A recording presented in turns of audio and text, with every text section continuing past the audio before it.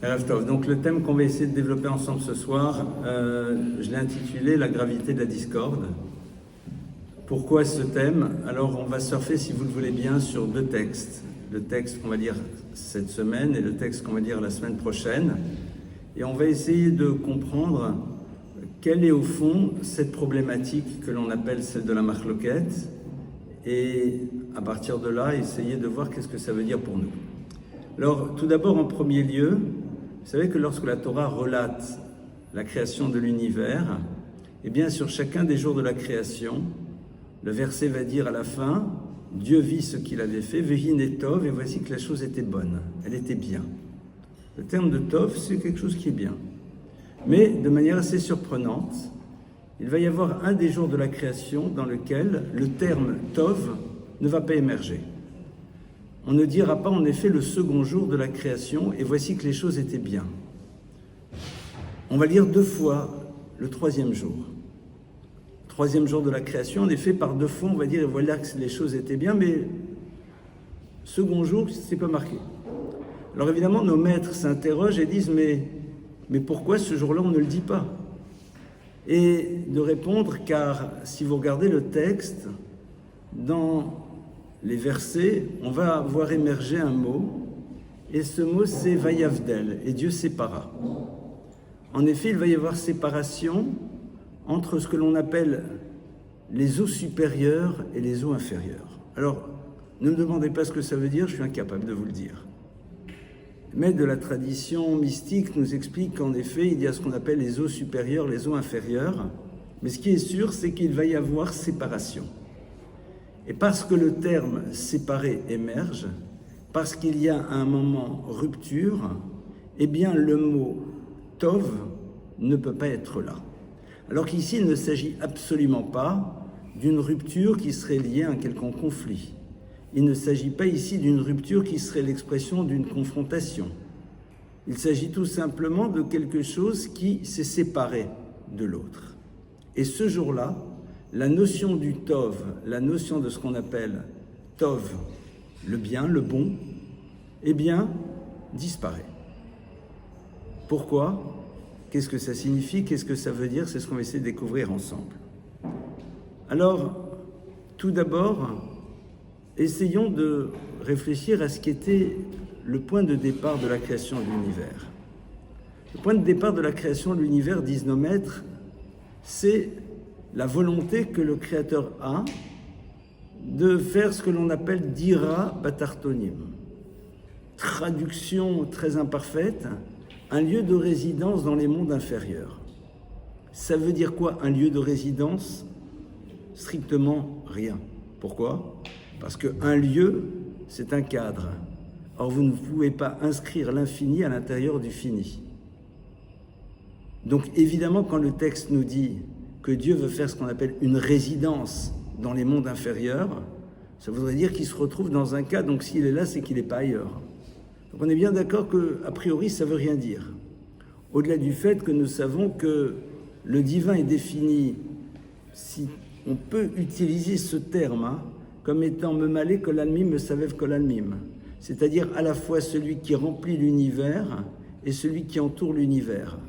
Comment pouvez-vous être à la fois à l'intérieur et à l'extérieur? Donc on touche ici à quelque chose qui, dans l'absolu, ne peut pas être compris par notre esprit. Alors pourquoi on le dit? Pourquoi est-ce qu'on dit les choses de cette manière? Dira batartonim, c'est quoi la notion de dira? C'est quoi la notion d'une résidence? La dour. Eh bien, le terme la dour, dira, ce sont les mêmes lettres que le mot red. Red, ça veut dire descendre. Au fond, la notion de dira, de résidence, nous renvoie au fait qu'on va s'inscrire à un moment dans un cadre qui est celui qui nous permet de nous arracher à un lieu auquel on ne pouvait pas avoir accès. Si je descends de quelque part, c'est que là où je suis, il y a quelque chose qui ne peut pas exister. C'est seulement vers là où je vais que je vais pouvoir réaliser quelque chose. La sot dira batartonim, c'est au fond le désir que Dieu a de créer un univers dans lequel il va y avoir une possibilité de percevoir sa présence. Dieu aurait-il besoin de cela? Non. C'est là où, en effet, il y a quelque chose qui nous dépasse radicalement sur la raison première de la création de l'univers. Et c'est intéressant parce que on pose ici quelque chose de fondamental. C'est que on va utiliser une terminologie qui nous interpelle et qui nous amènera à la conclusion qu'il y a quelque chose qui nous dépasse complètement et que l'on ne peut appréhender. Et c'est seulement de cette manière-là qu'on peut pénétrer l'histoire. C'est-à-dire, on ne peut pénétrer l'histoire que dans la mesure où l'idée de l'incompréhensible est un point de départ, ce qui est complètement fou. C'est-à-dire que la notion incompréhensible du divin, c'est le point de départ de la relation que l'on va construire avec lui. Donc quand la Torah utilise ces termes, c'est justement pour nous dire, tu vois bien qu'il y a quelque chose qui te dépasse. Eh bien, c'est ça, Dieu. Dira Batartonim, c'est quoi? C'est que il va y avoir à un moment quelque chose que tu vas pouvoir percevoir dans ta réalité, qui est l'expression du désir de Dieu, mais de manière ultime, quel était le besoin que Dieu avait de créer ça t'échappe radicalement, totalement. On ne peut pas commencer à construire l'histoire si on n'accepte pas la dimension totalement incompréhensible du divin. À partir de là, on va rentrer dans notre sujet. De manière ultime, ce qui va être important pour l'humain et ce qui va lui permettre d'évoluer dans le monde, c'est de comprendre que la totalité des éléments épars de l'univers concourt à un projet unique. Qu'est-ce qui nous permet au fond de gérer la réalité du monde dans lequel nous sommes? Qu'est-ce qui fait que nous arrivons à pouvoir avancer avec parfois des choses tellement complexes à gérer? Qu'est-ce qui nous donne cette force? C'est le fait de savoir que tous ces éléments disparates, qui parfois semblent être contradictoires, l'amour que Dieu a vis-à-vis de nous alors que nous vivons parfois des choses complexes,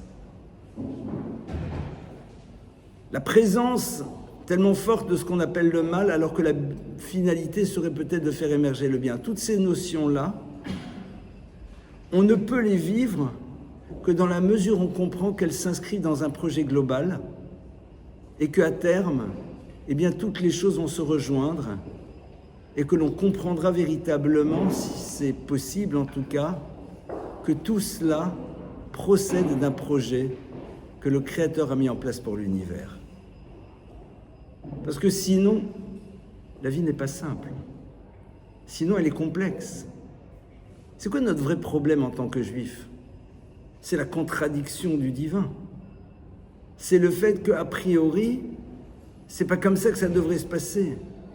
C'est que tu peux pas parler d'un côté de ce qu'on va appeler vulgairement le peuple élu, et de l'autre côté avoir l'impression que l'élection de ce peuple, eh bien c'est avant tout vivre un certain nombre de souffrances.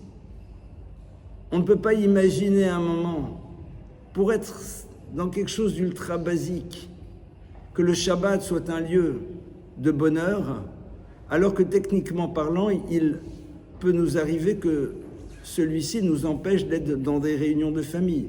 Là, je prends des trucs ultra basiques. Il y a quelque chose qui ne va pas. Il y a quelque chose qui ne va pas.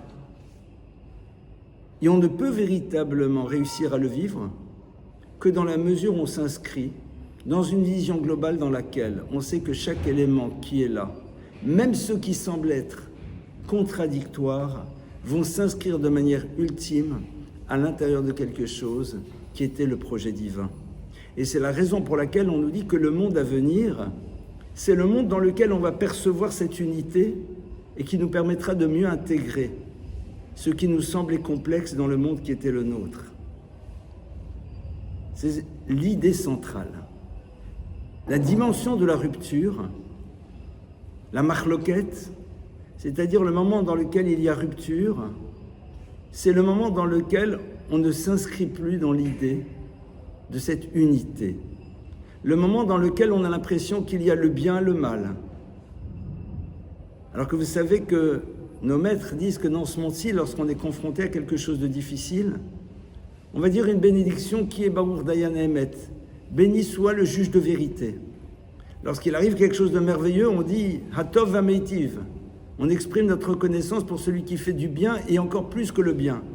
Mais on dit que dans le monde futur, même sur ce qui nous semble être problématique, on sera capable de dire la seconde bénédiction de Hatov Vameitiv. Parce qu'on verra en quoi cet élément-là s'inscrit dans quelque chose qui de manière ultime est positif.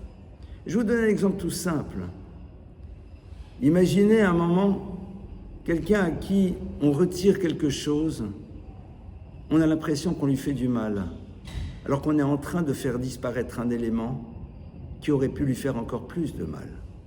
Seulement quand on se focalise sur cette chose, on a l'impression que c'est pas possible. On est en train de le faire souffrir. Mais ce qu'on croit être à ce moment-là une souffrance, à terme va devenir quelque chose d'extrêmement positif. Ah, pourquoi Dieu a-t-il besoin de faire passer les choses comme cela? C'est ce qu'on a dit au début. Le point de départ, c'est de nous inscrire dans l'incompréhension du divin. Et elle est posée dès le début par la Torah. Dès le début, la Torah pose l'idée de la dimension complètement incompréhensible de manière ultime du divin. Parce que le fini peut connaître le concept de l'infini, mais ne peut pas le comprendre. Parce que le fini ne peut pas intégrer l'idée de l'infini. Il peut la dire, il peut l'exprimer, il peut parfois même en faire des équations. Mais ça s'arrête là. Donc la marloquette, au fond, c'est quoi? C'est tout simplement le lieu dans lequel je me refuse de voir qu'il y a un projet dans lequel tous les éléments qui sont présents dans l'univers sont présents, même ceux qui sembleraient aller à l'encontre de celui-ci. Au passage, ce que l'on appelle l'univers de la Kabbale, c'est au fond ce qui nous permet de le percevoir. Pour donner un exemple très basique, très basique, c'est la personne qui prend une graine avec laquelle on pourrait faire de la nourriture, qui la jette au sol, et au lieu d'en profiter, on la voit pourrir. Et on a l'impression que cette personne est en train de faire un acte dans lequel il a gâché la possibilité de se nourrir. Mais de cet élément qui se décompose, qui se désagrège, va au contraire émerger quelque chose d'exceptionnel. Seulement si on s'arrête à l'instant dans lequel on voit cet élément se désagréger, on a l'impression qu'il se passe quelque chose d'extrêmement négatif, alors qu'en vérité, il y a une histoire qui est en train de se construire. Pourquoi ça doit passer comme cela? Pourquoi ça doit passer à travers cela? Ça, vous savez qui pose la question? C'est Moïse. Moshe, lorsqu'il est face à Dieu, il lui dit « Hareninet kovodecha » « Révèle-toi à moi ». Ça veut dire quoi, révèle-toi à moi? Donne-moi la possibilité de comprendre l'incompréhensible. Donne-moi la possibilité de vivre avec quelque chose qui semble être en parfaite contradiction avec ce que l'humain pense de la manière dont Dieu devrait fonctionner dans ce monde. Que celui qui est dans le bien vit des choses qui sont complexes et celui qui au contraire n'est pas dans le bien semble vivre parfois des choses extrêmement positives. Et la réponse de Dieu c'est quoi? Tais-toi. Stock. C'est-à-dire, la question tu peux la poser, mais il va falloir que tu vives sans la réponse. Et la notion de la foi, elle commence là. Parce que la foi commence là où la raison s'arrête. Le Razonich la définissait comme ça. C'est à ce moment-là où la notion de foi, elle se met en place. Parce que si ma foi se construit à travers un raisonnement logique, quelque part, ça veut dire que je limite Dieu, parce que je peux l'enfermer à l'intérieur d'une logique humaine. La marloquette, avant de rentrer dans la problématique de tout ce qui a trait aux ruptures dans le monde des relations interpersonnelles, et on va l'aborder dans quelques instants. Mais dans son essence même, c'est l'idée qu'il n'y a pas d'unité, qu'il y a des éléments disparates et que tous ces éléments n'arrivent pas à s'inscrire dans quelque chose de commun. Pourquoi le mot tov disparaît? Parce que vous savez que la notion du tov, du bien, ce n'est pas le bien tel qu'on le conçoit nous, c'est-à-dire la dimension agréable d'une chose. Ah, c'était super bien, pardonnez-moi l'expression un peu bas de gamme, on l'a kiffé. Non, c'est pas ça le bien. Ça, c'est éventuellement le plaisir, et encore. Parce que je pense qu'on ne sait pas vraiment ce que c'est le plaisir par excellence. Mais bon, disons. Le bien, c'est quelque chose que l'on sait être bien. Même si au moment où on est en train de le vivre, c'est complexe. Pardonnez-moi de prendre cet exemple un peu banal. C'est une bonne chose de faire un détartrage chez un dentiste. C'est bien. Mais au moment où ça se passe, suivant vos degrés de sensibilité personnelle, on n'a pas l'impression. Mais au fond, on est dans quelque chose de bien. Alors c'est vrai que c'est un peu réducteur comme exemple, j'en conviens. Mais c'est aussi ça. C'est-à-dire qu'à un moment, il y a quelque chose qui, dans l'absolu, va l'être, même si au moment où les choses se vivent, je n'en ai pas l'impression. Cette notion-là du tov, dès le moment où il y a rupture, ne peut plus être présente.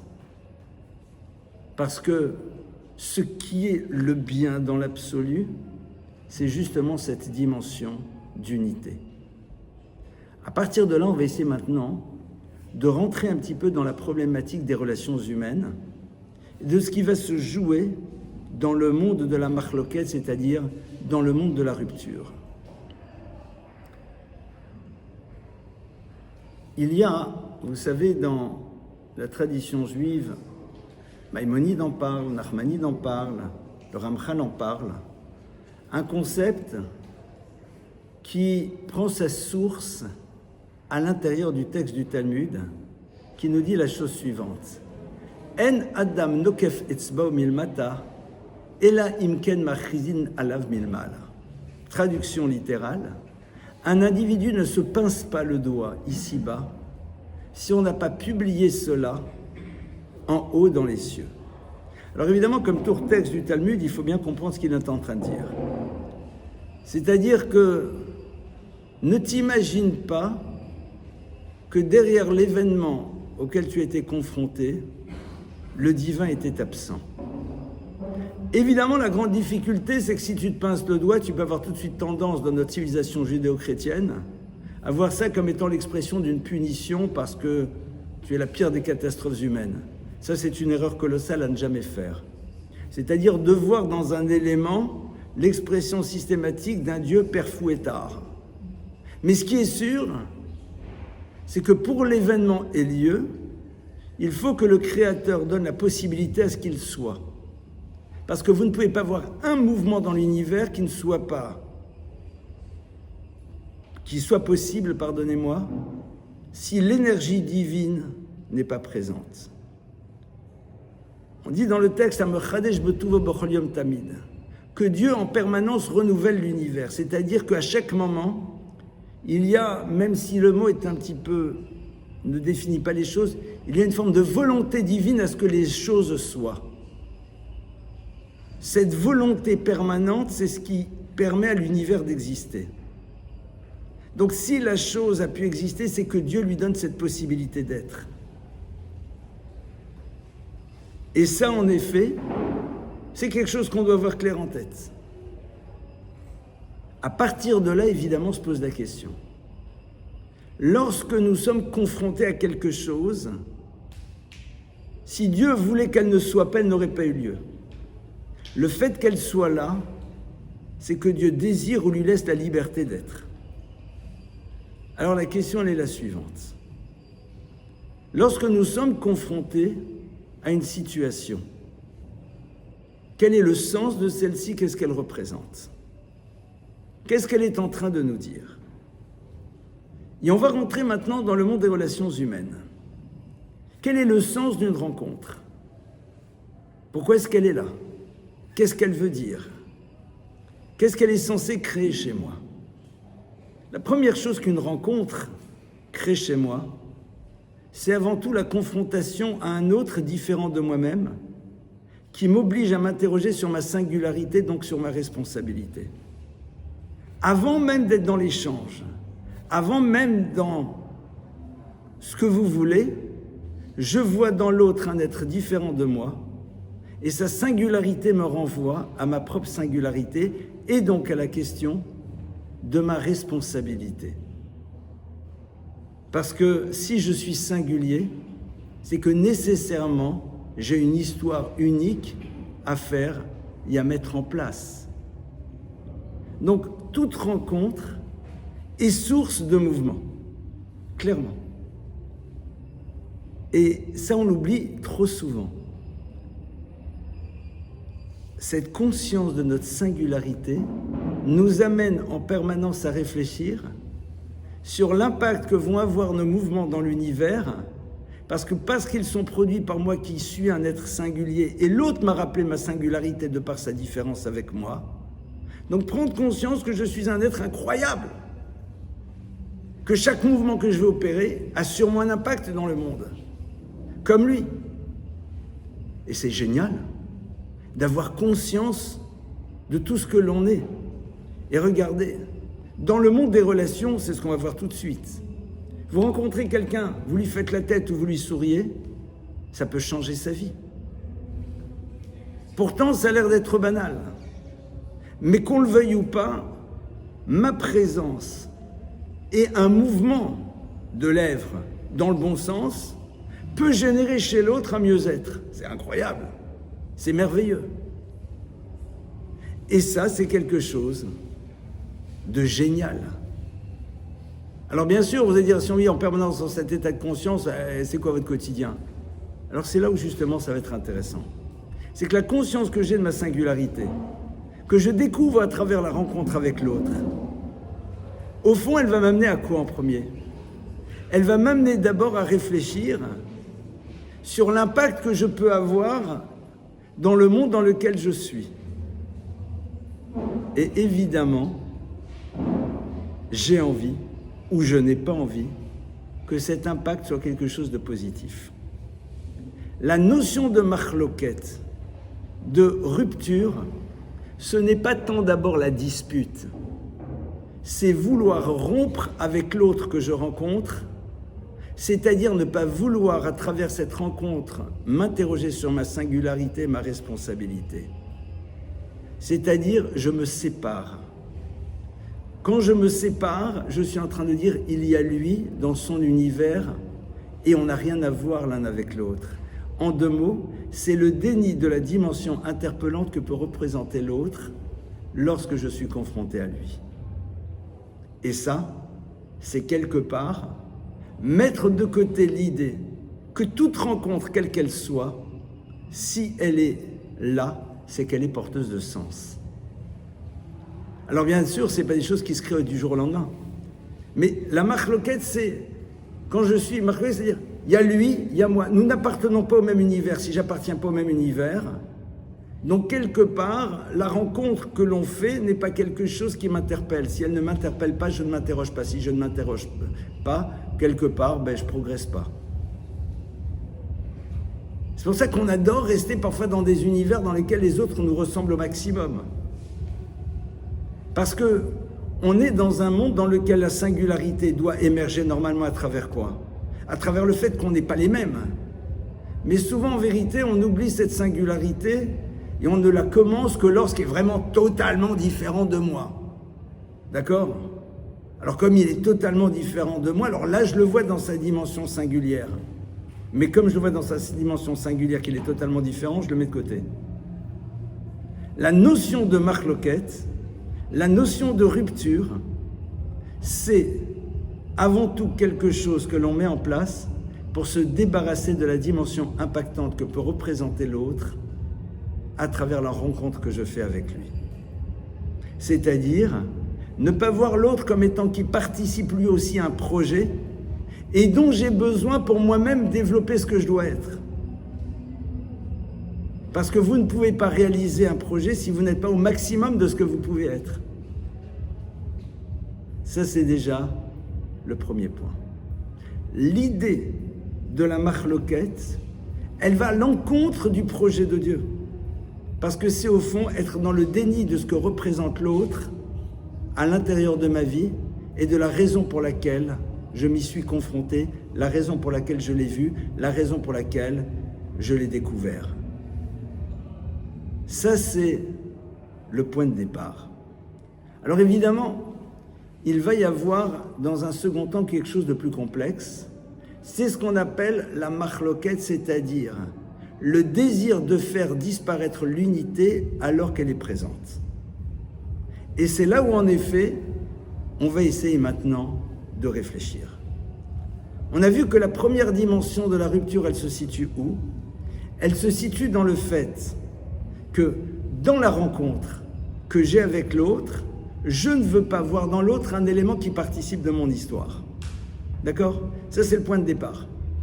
Je ne veux pas me laisser interpeller par la singularité, je ne veux pas être au fond dans la compréhension de ce que veut dire l'altérité, puisqu'après ça crée une responsabilité au niveau de la relation. Ça, c'est le point de départ. Mais maintenant, il y a le monde dans lequel on est entre nous. On est entre nous. On est entre nous, on est entre juifs, on est entre basques, on est entre auvergnats, on est entre ce que vous voulez. D'accord? On appartient au même club. Et donc, on est ensemble. Et à ce moment-là, on va faire émerger parfois la rupture qui sera l'élément qui me donnera l'illusion d'être singulier. Pourquoi?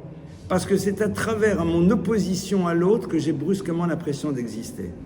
Donc je n'existe plus. Le drame de la machloket, le drame de la rupture dans le monde des relations, c'est quoi? C'est pas tant qu'on se dispute, nanani, nanana, ça c'est bas de gamme. Évidemment qu'on va en parler aussi. Mais ça, c'est bas de gamme. Là, vous êtes véritablement dans le bac à sable. Le vrai problème, il est où? C'est qu'à un moment, je ne me définis plus à travers ce que je suis, mais à travers ce qui se joue dans la relation. Et vous avez des gens dont la vie tourne autour de ce qui se passe ou de ce qui ne se passe plus dans la relation. Donc, tu n'existes pas. Je ne suis pas toi, je m'oppose à toi, je ne suis pas d'accord avec toi, je lutte contre. Et donc, brusquement, c'est dans cette lutte, dans cette opposition que j'ai l'impression d'exister. Donc, c'est dans le déni de l'autre que j'ai l'impression d'être. Et vous savez, vous avez des gens parfois qui construisent un modèle comme ça, qui s'enferment à l'intérieur, et toute leur vie va se retrouver autour de ce modèle. Et ça, c'est dramatique. Vous avez des gens, si ils n'ont pas de conflit, ils n'existent pas. Voire même, ils sont créateurs de conflits. Parce que c'est dans l'opposition à l'autre qu'ils ont l'impression d'exister. C'est dans le refus de ce que l'autre est qu'ils ont l'impression d'exister. Et d'ailleurs, le pathétique de ceux qui veulent détruire l'autre, au-delà de la dimension complètement non éthique, et le terme est encore light, c'est qu'au fond, tu n'existes que parce que tu dis que l'autre ne doit pas exister. Existe. Et l'autre, ben, c'est son problème. Pourquoi tu as besoin de détruire l'autre? Manishtana, qu'est-ce que ça va changer à ta vie? C'est qu'en vérité, tu n'as rien à proposer. Tu n'as rien à proposer. Donc, ce qui te donne l'impression à un moment d'avoir une place d'exister, c'est parce que tu dis l'autre est dans le faux. L'autre doit être détruit. L'autre n'a pas sa place. Vous remarquerez que d'ailleurs, dans le monde des relations de couple, lorsqu'il y a des conflits, dans les familles, lorsqu'il y a des conflits, c'est que ceux qui sont en conflit ne se sont pas construits intérieurement, n'ont pas conscience suffisamment de ce qu'ils sont. Ils n'ont pas conscience suffisamment de ce qu'ils représentent. Et comme ils ne sont pas au courant de ce qu'ils sont, alors ils vont créer ce principe d'opposition. Mais vous savez que c'est intéressant parce que dans l'opposition, vous trouvez votre position. Certaines personnes ne trouvent leur position que parce qu'ils se sont inscrits dans un univers d'opposition. Et il y a quelque chose ici de bouleversant. Si tu as besoin de t'opposer à l'autre, d'être dans cette opposition pour avoir ta position, c'est qu'au fond, tu dépends complètement de l'autre, donc tu n'as pas commencé à exister. Le drame de la machloket, c'est ça. Le drame de la machloket, c'est au fond le fait qu'à un moment, toi-même, tu n'as jamais commencé à exister et tu n'existeras jamais. Donc tu as besoin de l'entretenir, donc tu as besoin de la développer, donc tu as besoin de faire en telle sorte qu'elle soit présente de manière constante. Tu n'es pas intéressé par la paix. Ça ne t'intéresse pas parce que le jour où elle existe, cette paix, qui tu es, tu ne sais pas. Et donc il va falloir que tu reconstruises le conflit. Et au fond, le drame du conflit, c'est pas tant sur les conséquences que ça peut avoir. Le drame du conflit, il existe sur quoi?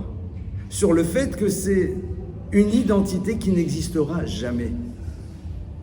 C'est la raison pour laquelle nos maîtres nous disent la chose suivante.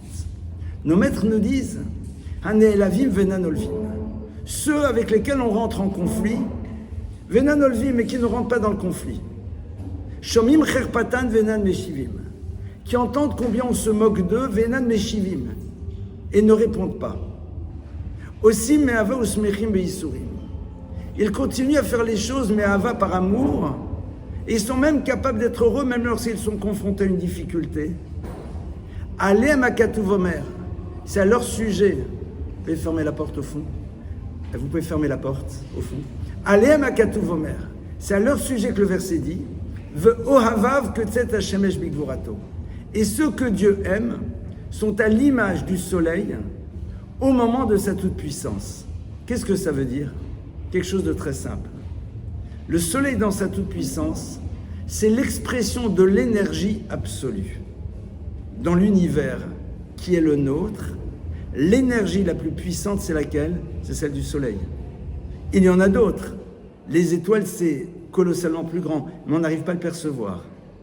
On dit que cette personne-là, qui est capable de ne pas répondre, c'est-à-dire de ne pas s'inscrire dans la rupture et dans l'opposition, c'est véritablement celui qui est le symbole de la chose la plus élevée qui puisse exister dans ce monde. Pourquoi? Parce qu'il existe pleinement. Puisque justement, ce n'est pas dans la confrontation et dans l'opposition qu'il a commencé à exister. Donc c'est celui qui existe pleinement. Alors qu'on est dans un monde dans lequel, lorsque vous refusez de vous inscrire à l'intérieur d'un conflit, on considère que vous êtes un pleutre, on considère que vous êtes un faible, on considère que vous n'avez pas de personnalité. Mais c'est parce que justement j'existe que je ne rentrerai pas dans ton système. Parce que je n'ai pas besoin d'être dans l'opposition pour avoir ma position. Parce que je n'ai pas besoin d'exister de par le fait que toi-même tu n'existes plus. Parce que j'existe pleinement. Et donc on a une lecture ici radicalement autre. Comment on fait pour que dans les mondes des relations humaines, il n'y ait pas de conflit? Eh bien, le point de départ, il est très simple. C'est à l'image de ce qui doit se passer dans un couple. Dans un couple, le point de départ de ce qui lui permet de fonctionner, alors qu'a priori c'est le lieu du conflit par excellence, parce qu'on rencontre quelqu'un de radicalement autre que nous, c'est de révéler à l'autre la place et l'importance qu'il a, de lui faire prendre conscience qu'il a une valeur en tant que telle, et que sa valeur n'est pas dépendante de la réponse qu'il donnera à mes désirs et à mes attentes. C'est-à-dire, ce n'est pas à travers la réponse à mes désirs que brusquement tu existes. Parce que si tu existes à travers la réponse à mes désirs, ça veut dire que tu n'existes que relativement à moi. Tu as une valeur, point. La plus belle déclaration d'amour que vous puissiez faire à quelqu'un, c'est quoi? C'est quand il vous demande quelque chose, d'acceptable évidemment, mais on est à son écoute. Pourquoi? Parce que c'est toi. Parce que c'est toi. Point. Pas parce que tu es sympa, parce que je t'aime, parce que je suis fou de... Rien du tout. Parce que c'est toi. Donc c'est-à-dire que toi, tu représentes quelque chose en tant que tel, qui n'est pas lié à la relation. Et cet élément que tu représentes en tant que tel, je vais m'y confronter au quotidien. Et dans cette confrontation-là, tu vas m'aider à grandir et je vais t'aider à grandir parce que tu vas m'obliger à travailler sur moi et réciproquement. Et donc, paradoxalement, ce qui pourrait être source de conflit va être source d'amour. Parce que puisque la finalité, c'est de créer la meilleure version de nous-mêmes, celui qui m'oblige à la développer, c'est cet autre qui me met face à une nécessité de faire des efforts. Et donc évidemment, la vie, elle n'est plus du tout la même. La machloket ne peut plus exister. Parce que j'existe et tu existes. Donc ce n'est pas dans le déni de l'autre que je commence à exister, point de départ. Et quand maintenant, on se retrouve dans une difficulté relationnelle, tu vas me permettre de développer quelque chose de plus grand. Parce que je vais être obligé de faire un travail sur moi-même. Et ce travail va me permettre d'accéder à la plénitude de ce que l'on peut être dans ce bas monde. Et donc à partir de cela, la machloket qui serait de m'éloigner de celui qui va me permettre de devenir pleinement moi-même est quelque chose d'inimaginable. Parce que pourquoi je créerais une distance avec cet autre qui peut être source de ce qui va me permettre d'aboutir à la plus belle version de moi-même, puisque c'est ça la finalité de l'être humain sur Terre. Vous voyez que, à partir de là, on peut voir la vie de manière totalement différente. Alors maintenant, qu'est-ce qui fait qu'on n'y arrive pas? Comment se fait-il que c'est tellement difficile? D'abord parce qu'on a souvent des exemples autour de nous. On ne lui parle plus, on ne veut plus le voir, il ne va pas calculer, il ne va pas inviter au mariage. Quand un enfant voit ça quand il est petit, il découvre que quand l'autre te pose un problème, qu'est-ce que tu fais? Tu l'exclus. Bon, mais il a compris que c'est comme ça que ça doit fonctionner. Les parents, ils ne se rendent pas compte. Mais quelque part, un enfant qui voit ça, il en déduit quelque chose. Ça, c'est le point de départ. L'autre élément, c'est quoi? C'est qu'on grandit dans un univers dans lequel on n'existe que relativement à l'attente que l'autre a de nous. Alors qu'en vérité, la base même de notre vie, c'est de savoir qu'on a une valeur en tant que telle, qu'on est unique et qu'on est quelqu'un d'incroyable parce qu'on a une potentialité de réalisation qui est incroyable. Ça, c'est le point de départ. Et je répète à nouveau dans le couple, un couple qui ne veut pas tomber dans l'univers de la rupture et de la dispute, c'est un couple dans lequel je ne cherche qu'une chose, c'est que l'autre ait conscience de ce qu'il représente en tant que tel et pas juste à travers la relation qu'on a.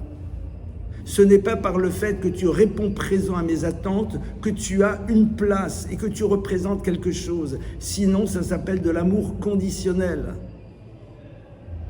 Et ça, c'est la base de tout. Ce qui va construire aussi un enfant. Tu représentes quelque chose parce que tu es le support d'une âme, parce que tu es quelqu'un d'unique, parce que tu as une valeur en tant que telle, même si celle-ci n'a pas encore réussi à s'exprimer pleinement, parce que réaliser pleinement son potentiel prend du temps. Je me lève devant ton monde des possibles. Je me lève devant ton monde des possibles. C'est ce que je dois voir chez l'autre. C'est la raison pour laquelle on n'épouse jamais un produit fini. C'est la raison pour laquelle la Torah vous appelle l'autre à Ezer, une aide. Mais Ezer, une aide, c'est les mêmes lettres que le mot Zera. Zera, c'est une semence. Une semence, c'est un monde des possibles. Mais qui n'a pas encore abouti pleinement parce que ça prend du temps. Je vois en toi quelque chose de grand en tant que tel. Ce n'est pas la réponse que tu donneras à mes attentes qui doit déterminer la manière dont je te vois. Mais il faut se le mettre dans la tête. Parce que ce sera capital au niveau de l'éducation. Parce que si un enfant ne répond pas à nos attentes, qu'est-ce qui va se passer? Et on va voir que malheureusement, dans les relations amoureuses, la base de la rupture, c'est ça. C'est que l'autre ne répond pas. L'autre ne répond pas présent aux attentes que j'ai. Et donc à partir de cela, il n'a plus sa place dans ma vie. Alors que c'est parce que justement il ne répond pas à mes attentes qu'il va me permettre de grandir et donc à partir de cela évidemment de devenir un petit peu plus ce que je suis censé être. Alors, pour pouvoir soi-même ne pas tomber dans le monde de la machloket, il va falloir se rappeler d'un verset qui nous dit la chose suivante. Le verset nous dit « Vayikba darko bedarke Hashem ». Son cœur s'est enorgueilli dans les chemins de Dieu. Alors vous allez dire, l'orgueil, va des rétro satana, ça n'a rien à faire dans notre vie. Or le texte nous dit si, l'orgueil a une place dans ton existence. Bedarke Hashem, dans le chemin qui t'amène vers le divin. Traduction, cet orgueil dont on parle, c'est la conscience que l'on a de sa propre valeur. C'est une obligation de le savoir. Mettons de côté ces univers dans lesquels, la conscience de notre grandeur est vécue comme étant quelque chose à mettre de côté. Écartons cela. Il y a un vrai travail de revirginisation de notre esprit dans la relation que l'on a avec la conscience de soi. À partir de là, on tombe beaucoup moins facilement dans la marloquette. Pourquoi ? Parce que je le redis à nouveau, la difficulté que me crée l'autre est un élément qui va me permettre de parfaire ce que je suis, ne serait-ce qu'à travers le travail intérieur que je suis obligé de faire. Vous êtes confronté à quelqu'un d'un peu agressif. Vous êtes obligé d'apprendre à travailler sur être à la bonne distance, sur réfléchir sur ce qui peut être à l'origine et à la source, pour ne pas augmenter son agressivité. Vous êtes avec un enfant un peu paresseux. Il va nous obliger à travailler sur notre patience, sur le fait que l'on se focalise sur les points positifs qui sont là pour être dans la continuité de l'effort par rapport à lui. C'est comme ça que la Torah nous propose de voir les choses. Or, la plupart du temps, on les rejette et on les met de côté. Donc il y a ici, comme on l'a vu, d'abord une démarche éducative. Et cette démarche éducative, elle est fondamentale. Vayikbal libo bedarke Hashem. Plus nous allons aider un enfant ou un adulte à avoir conscience de la place qu'il a, de ce qu'il représente réellement, mieux nous lui permettrons par la suite de ne pas avoir besoin d'être dans l'opposition, la rupture, pour pouvoir se sentir exister. Et donc, on lui crée la possibilité de vivre une vie qui se conjuguera au plus que parfait. Aujourd'hui, comment on se prépare à la vie du couple ? On se prépare à la vie du couple en se rappelant qu'on a une valeur, mais en se rappelant que l'autre aura besoin qu'on le lui dise. Et des deux côtés, on aura besoin de se rassurer. Parce que dans l'absolu, je ne devrais pas avoir besoin que l'autre me rassure. Mais c'est vrai que qu'on arrive dans une vie de couple, qu'on le veuille ou pas, on a besoin que l'autre nous rassure et nous signifie que nous représentons quelque chose en tant que tel. Dès le moment où l'autre ne répond pas à mes attentes et qu'il sent qu'il y a une distance, qu'il y a une moue, qu'il y a quelque chose, c'est à ce moment-là où les racines de la discorde se mettent en place. Les graines qui vont la faire émerger par la suite commencent à arriver maintenant. Ils disent, ouais, il faut faire un compliment, c'est bien, nanani, nanana. Attendez, on n'est pas dans les recettes de Biba, quoi. Je ne sais pas c'est quoi les manuels, les trucs féminins ou masculins. Il faut faire des compliments, c'est bien. Non, non, non. Parce que sinon, c'est des stratégies relationnelles. Tu lui fais un compliment, il va être content, comme il est content, alors il sera sympa. Non, non. C'est pas de ça dont il s'agit. Autre élément, c'est comment on fait quand cette notion-là s'est malheureusement mise en place. Comment est-ce qu'on fait lorsque la marloquette est installée dans un système? Comment est-ce qu'on fait pour en disparaître? Alors tout d'abord, et ça c'est quelque chose que j'ai reçu de mon père Zichrono Livracha, il m'a dit, il y a une chose que tu dois savoir, il y en a d'autres aussi, mais c'est une des choses qu'il m'avait dit. Il dit, lorsque tu sens qu'il y a une marloquette, c'est-à-dire une tension, une rupture qui se construit entre différentes personnes, tu prends la fuite. Pourquoi ? Parce que qu'on le veuille ou pas, à un moment, l'un des deux va te faire rentrer dans l'histoire, et à la fin, de toute façon, les deux t'en voudront. Ça, c'est déjà un premier point. La notion de prendre parti, elle est extrêmement difficile à mettre en place, sauf si c'est une nécessité par rapport à un danger que l'autre pourrait créer à travers sa position. Oui, je suis obligé de prendre parti lorsque je suis confronté à un monde qui veut me détruire, clairement. Mais sinon, je racontais l'histoire suivante ce juif qui se faisait inviter dans certaines maisons en Alsace, on va dire, pays de mes ancêtres. Et puis, il restait là-bas 3 jours, 4 jours, 1 semaine, 2 semaines. Et un jour, il se retrouve comme ça dans une famille, et on l'accueille, comme on savait le faire, et comme j'ose espérer, on sait encore un peu le faire aujourd'hui. Et donc, il se retrouve là-bas, et puis il se sent bien. Il se sent bien. Ça fait 2 semaines, 3 semaines, 1 mois qu'il est là-bas. Au bout d'un mois, madame dit à monsieur, dit oui, mais bon, ça se fait pas, on va pas lui dire de partir, surtout que mon père le recevait déjà. Et cette dame dit, écoute, tu sais ce qu'on va faire demain soir, je sers la soupe, tu diras qu'elle est trop salée, je te dirai que j'ai pas mis de sel, on lui demandera à lui de donner son avis, il donnera évidemment tort à l'un des deux, il se sentira gêné, il partira. Ainsi fut dit, ainsi fut fait. Le lendemain soir, on se retrouve donc, mais c'est quoi cette soupe? Quoi, qu'est-ce que lui va ma soupe?